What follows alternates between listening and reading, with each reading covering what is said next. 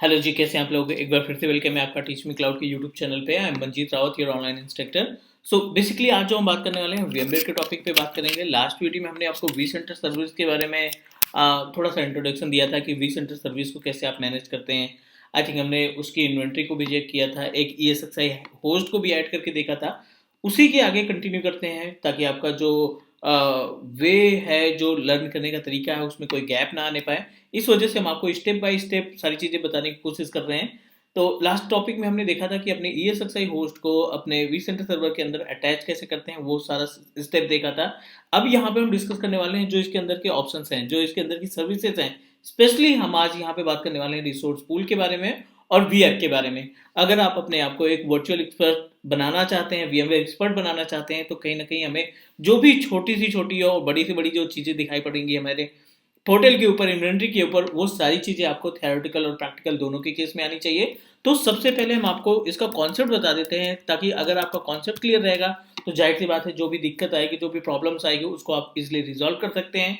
Concept नहीं पता रहेगा, इंप्लीमेंट कर लेंगे, रिजल्ट मिल जाएगा, बट ट्रबल शूट करने में थोड़ी सी दिक्कत होगी। इस वजह से पहले कॉन्सेप्ट समझना ज़्यादा इंपॉर्टेंट है, इंप्लीमेंट करना उसके बाद फिर, क्योंकि इंप्लीमेंट से क्या होगा, आपको रिजल्ट मिलता है। अगर कॉन्सेप्ट क्लियर है तो इन फ्यूचर कभी कोई प्रॉब्लम आती है उस पर्टिकुलर इन्वायरमेंट में, जो भी इंफ्रास्ट्रक्चर आपने तैयार कर रखा है, उसमें आप ट्रबल शूट करने में आपको मदद मिलेगी।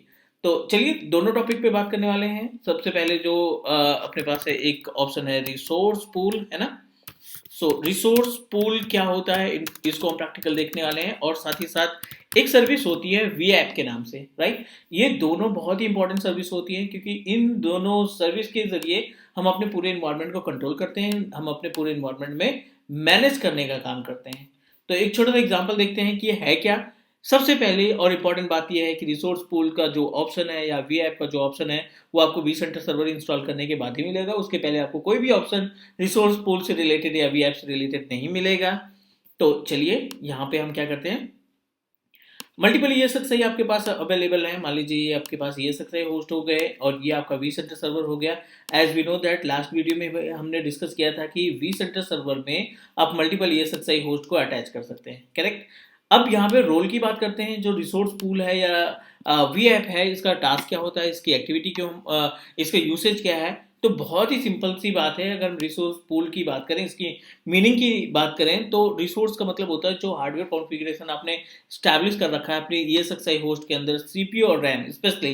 क्योंकि कहीं ना कहीं अगर हम बात करें स्टोरेज की, तो हम हमेशा 99% ऑर्गेनाइजेशन प्रीफर करती है शेयर स्टोरेज को। तो इस वजह से हम इसमें हार्ड डिस्क को ऐड नहीं करेंगे। रिसोर्स पूल कॉन्फ़िगर करते समय हम डिसाइड करेंगे यहाँ पे अपने जो CPU है और जो रैम है, उसको हम अलग अलग पार्ट में डिवाइड करके उनको सेपरेटली VM के लिए स्पेस क्रिएट करने का काम करेंगे। एक छोटा सा एग्जांपल आपको हम बता देते हैं इसमें। मान लीजिए ये आपके पास ESXi है, जिसकी टोटल जो कैपेसिटी है 64 GB की रैम आपने लगा रखी है, और लगभग इसमें 8 कोर का आपने CPU लगा रखा है, ठीक है ना। 8 कोर का CPU और 64 GB की रैम, ठीक है। ये हार्डवेयर कॉन्फ़िगरेशन हो गया हमारे ESXi का। और यू नो दैट कि जब भी वर्चुअल मशीन हम क्रिएट करेंगे, इसके ऊपर इसी में से रैम या CPU का कंजप्शन होगा आपकी VMs के लिए। 64 GB रैम, 8 कोर का CPU, ये पूरे ESXi का है। रिसोर्स पूल की रिस्पॉन्सिबिलिटी क्या होती है, रिसोर्स पूल के जरिए आप इस 64 GB, आप इस 8 कोर के CPU को डिफरेंट डिफरेंट कैटेगरी में डिपार्टमेंट के लिए डिजाइन कर सकते हैं। मीन्स आप इस अपने ESXi के हार्डवेयर को ना वर्चुअली डिवाइड कर सकते हैं। एक छोटा सा एग्जांपल, मान लीजिए आपको दो डिफरेंट डिपार्टमेंट को मैनेज करना है। HR डिपार्टमेंट है और सेल्स डिपार्टमेंट है, ठीक है ना। ये दो डिपार्टमेंट के लिए आपने प्लान किया वर्चुअल मशीन क्रिएट करने के लिए अपने VMware इन्वायरमेंट के थ्रू। तो अब यहाँ पे रिसोर्स पूल हमारी बहुत ज़्यादा हेल्प करने वाला है। पहली चीज़ तो नंबर ऑफ वर्चुअल मशीन कितनी चाहिए आपको, ठीक है, वो आप डिसाइड कर लीजिए। मान लीजिए HR डिपार्टमेंट को आपने 5 वर्चुअल मशीन प्रोवाइड करने का की बात की है, और सेल्स डिपार्टमेंट के लिए आपने 10 VM क्रिएट करने के लिए डिसाइड किया है। तो ये जो रिसोर्स है आपके पास, रैम और CPU, आप एक रिसोर्स पूल बनाएंगे। उस रिसोर्स पूल में कुछ हार्डवेयर इसके लिए रिजर्व कर देंगे। मान लीजिए आप 10 वर्चुअल मशीन बनानी है, तो आपने प्लान किया कि ठीक है, इसमें हम 48 गिग की रैम, 48 गिग की रैम और लगभग 6 कोर का CPU प्रोवाइड कर देते हैं। अब जो ये सेल्स डिपार्टमेंट है, उस सेल्स डिपार्टमेंट में जो स्पेस मिलेगा VMs को, वो 48 GB रैम और 6 कोर की CPU से ज़्यादा नहीं प्रोवाइड कर सकते हैं, क्योंकि आपने उस हार्डवेयर को बाइंड कर दिया with the help of resource pool. उसी तरीके से मीन्स जो जो भी डिपार्टमेंट है, ताकि आप कुछ स्पेस फ्यूचर के लिए बचा के रखें, पूरा स्पेस हमें डिस्ट्रीब्यूट नहीं करना है। ये मदद हमारी रिसोर्स पूल करेगा, जो कि ऑप्शन आपको vCenter सर्वर के अंदर मिल जाएगा।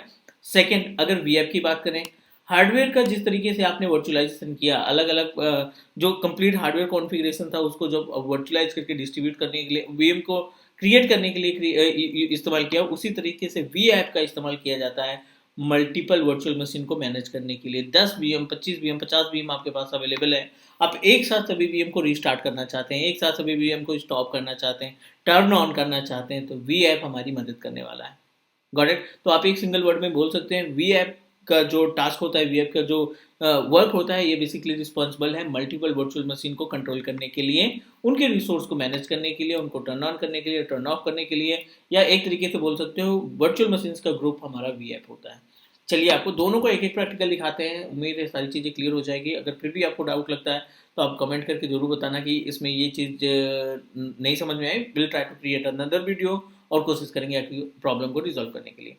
चलिए, ये एजेंडा हो गया, ये ESXi होस्ट हो गया अपने पास 107 जिसकी IP एड्रेस है, और vCenter सर्वर में हम ऑलरेडी एंट्री कर चुके हैं। vCenter सर्वर के अंदर हमारा ESXi रन कर रहा है। अब जब आप ESXi होस्ट के ऊपर राइट क्लिक करेंगे ना, आप देखेंगे कि लिस्ट मल्टीपल सर्विसेज आपको दिखने लगे हैं। VM क्रिएशन है, डिप्लॉय OVA टेम्पलेट है, न्यू रिसोर्स पूल है, न्यू वी ऐप है, मेंटेनेंस मोड है, power connection, n number of things. हम सभी के बारे में डिस्कस करेंगे, लेकिन थोड़ा सा पेशेंस रखना है, क्योंकि you know that VMware virtualization हम ऐसा तो नहीं कहेंगे कि आसान नहीं है, बिल्कुल आसान है, लेकिन थोड़ा सा टाइम लगेगा। अगर हमें सारी चीज़ें बिल्कुल स्क्रैच से समझनी है, बिल्कुल अच्छे तरीके से समझनी है, तो टाइम लगेगा। लेकिन डेफिनेटली हम आप ट्रस्ट कर सकते हैं कि एंड ऑफ द सीरीज आप अपने VMware एक्टिविटी में एक्सपर्ट बन जाएंगे। ये हमारी रिस्पॉन्सिबिलिटी है।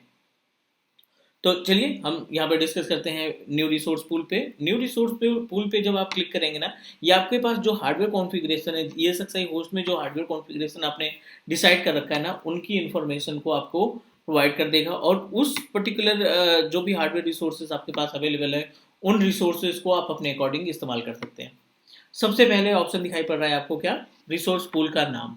तो हम ये रिसोर्स पूल क्रिएट करने वाले हैं किसके लिए? HR डिपार्टमेंट के लिए। क्लियर? ये हमारा जो रिसोर्स पूल है वो हम HR डिपार्टमेंट के लिए प्लान करने वाले हैं। शेयर्ड, ये आपके पास CPU की इन्फॉर्मेशन बता रहा है कि टोटल आपके पास जो CPU के हर्ट्स हैं वो 4000 हर्ट्स हैं। रिजर्व कितना रखना है आपको, शेयर कितना करना है, मैक्सिमम रिजर्व आप 2700 रख सकते हैं इस पूरे इन्वायरमेंट को। तो हमने यहाँ पे प्लान कर लिया कि चलिए अब यहाँ पे जो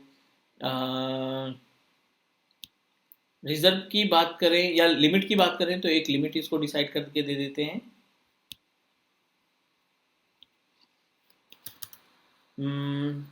2000 हर्ट्स, ठीक है ना। हाफ डिवाइड कर लेते हैं, 4000 टोटल है, उसमें से 2000 हर्ट तो 2.0 मेगा हर्ट्स के CPU को, यानी 2 गीगा हर्ट्स के CPU को हम रख लेते हैं। उसी तरीके से रैम, जो टोटल स्पेस आपको दिखाई पड़ रही है यहाँ पे, रैम जितना भी है, हम इस पूरे रैम में से 4 GB की रैम उठा लेते हैं, लगभग 4000 MB, और सॉरी मैक्सिमम 2500 MB रख सकते हैं, क्योंकि टोटल जो रैम की कैपेसिटी हमने दे रखी है 6 GB दे रखी है, तो उसमें से 3 GB तक आप रिजर्व कर सकते हैं, 3 GB आपको छोड़ना पड़ेगा। ये CPU हो गया, ये रैम हो गया, ठीक है, और आप इसको ओके कर दीजिए। डन। एक रिसोर्स पूल बना लिया आपने HR के नाम से। अब इस HR के अंदर जो भी VM क्रिएट करेंगे, उन VM को सिर्फ और सिर्फ ये कॉन्फ़िगरेशन मिलेगा। 2 गीगाहर्ट्ज का CPU, 2000 हमने मेंशन किया था, 2 GB की रैम हमने मेंशन की थी जो रिजर्व कर रखा था, 3 GB की रैम जो है इसको आप असाइन कर रखे हैं, 25 GB 2.5 गिग के आसपास जो है वो आपने रिजर्व में रख रखा है। अब जो VM है उसको आपकी ESXi की कंप्लीट कॉन्फ़िगरेशन से कोई मतलब नहीं है। जो आपने HR के लिए रिसोर्स पूल बनाया, उन्हीं हार्डवेयर में से आप वर्चुअल मशीन को क्रिएट कर पाएंगे, राइट। ये बात हो गई अपने पास किसकी? रिसोर्स पूल की, कि मल्टीपल जो हार्डवेयर कॉन्फ़िगरेशन उनको छोटे छोटे पार्ट में डिवाइड करने के लिए हम रिसोर्स पूल को डिजाइन करते हैं। राइट करते हैं ESXi के ऊपर फिर से, और आप देखिए यहाँ VApp दिखाई पड़ रहा है। जब आप VApp की बात करते हैं, तो VApp क्या होता है कि एक तरीके का कंटेनर होता है, जिस कंटेनर के जरिए ठीक है, जिस कंटेनर के थ्रू आप अपनी मल्टीपल वर्चुअल मशीन को कंटेन कर सकते हैं, उनको कंट्रोल किया जा सकता है। क्रिएट वीएफ पे क्लिक करिए, नेक्स्ट करते हैं हम। नेम दे देते हैं कोई सा भी, ट्रेनिंग वीएम्स के नाम से हमने इसका नाम रख दिया, जो वी ऐप है। नेक्स्ट करते हैं।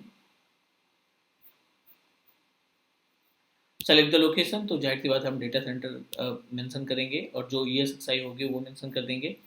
सेम एक्टिविटी यहाँ पे हार्डवेयर कॉन्फ़िगरेशन जो आप अपने वी ऐप के लिए डिज़ाइन करना चाहते हैं, तो बाय डिफ़ॉल्ट हम ये रखने देते हैं एंड फिनिश। ESXi 107 done. इस ESXi के अंदर हमने वी ऐप डिज़ाइन किया और अब इस वी ऐप के थ्रू आप अपनी वर्चुअल मशीन को कंट्रोल कर सकते हो। ट्रेनिंग वी ऐप के नाम से हमने बनाया था।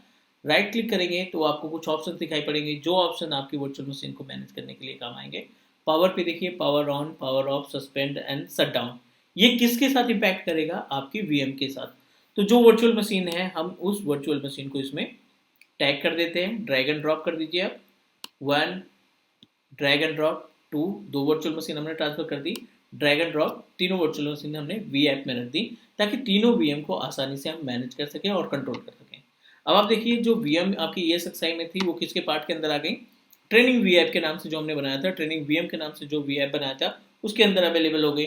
अब आप इसके ऊपर राइट क्लिक करेंगे, पावर पे क्लिक करेंगे, तो ये जो पावर बटन है, पावर बटन प्रेस करते ही आपकी जो जो जो भी मशीनें आपने क्रिएट कर रखी हैं, उन सभी वर्चुअल मशीन को टर्न ऑन कर देगा।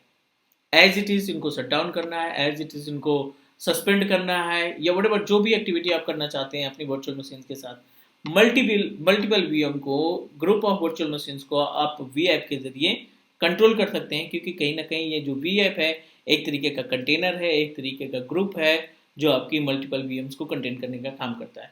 तो दोनों पार्ट अपने पास ये क्लियर हो गए हैं। HR नाम से हमने रिसोर्स पूल बनाया था, जो हमारे हार्डवेयर को अपने अकॉर्डिंग शेयर करना चाहते हैं, वो आप डिसाइड कर लेंगे कि कितना शेयर करना है, कितना नहीं शेयर करना है। वी ऐप क्या होता है? वर्चुअल मशीन कंटेनर होता है, जिससे हम वर्चुअल मशीन को, मल्टीपल वीएम्स को कंट्रोल कर सकते हैं with the help of V app. तो ये अपने पास वर्चुअल मशीन्स हो गए। आप अपने अकॉर्डिंग, अभी ये टर्न ऑन नहीं हुआ है 100%। जैसे ये टर्न ऑन होता है, आप देखेंगे कि जितनी भी वीएम्स हैं, वो सभी वर्चुअल मशीन्स आपकी एक साथ कंट्रोल की जा सकती हैं। पावर उनका कंट्रोल किया जा सकता है, उनको सस्पेंड किया जा सकता है, उनको रीस्टार्ट किया जाता है। तो इस वीडियो के लिए इतना। नेक्स्ट वीडियो के लिए हम और टॉपिक पे बात करेंगे, क्योंकि यू नो दैट अपने वी सेंटर सर्वर के अंदर बहुत से टॉपिक हैं जिनको हमें बारी बारी से चेक करना पड़ेगा, सारी चीज़ें प्रैक्टिकली देखनी है। तो guys please let me know अगर आपको सारी चीज़ें क्लियर तरीके से समझ में आ रही हैं, या आपको कोई सजेशन है तो। आज के लिए इतना ही। नेक्स्ट मिलते हैं अगली वीडियो में और डिस्कस करते हैं मोर अबाउट द वर्चुअलाइजेशन। तब तक के लिए take care and bye bye guys.